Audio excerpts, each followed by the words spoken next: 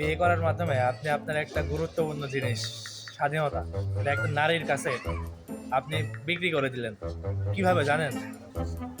বিয়ের পর আপনার ওয়াইফের সাথে যদি আপনি কোথাও ঘুরতে যান, তাহলে বের হওয়ার আগে আপনাকে বলে দিবে যে বের হবা, এদিকে ওদিকে তাকাবে না।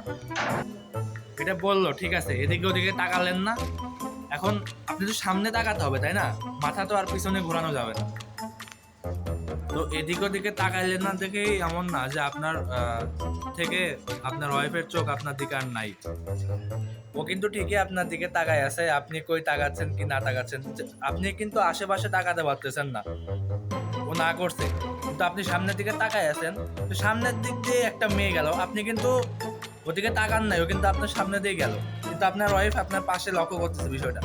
তো মানুষ মেয়েটা চলে যাওয়ার পর আপনাকে জিগাবে যে তুমি কেন ওইদিকে তাকাইছিলাম, আপনাকে বলবে তার মানে তুমি মেয়েদের দিকে এভাবে তাকিয়ে থাকো। আলটিমেটলি আপনি কিন্তু এদিকেও তাকাতে পারতেছেন না, এদিকেও না, আর সামনে তো আপনাকে তাকাতেই হবে। তো এখন আপনার সামনে যে তাকাবেন মাথা উঁচা করে, উঁচা করে তাকানো তো আর হবে না। মাথা এই যে এইভাবে নিচা করে মাথার দিকে তাকায় হাঁটতে হবে। এই তো মেয়ে মানুষ, আর এই তো একটা ছেলের জীবন।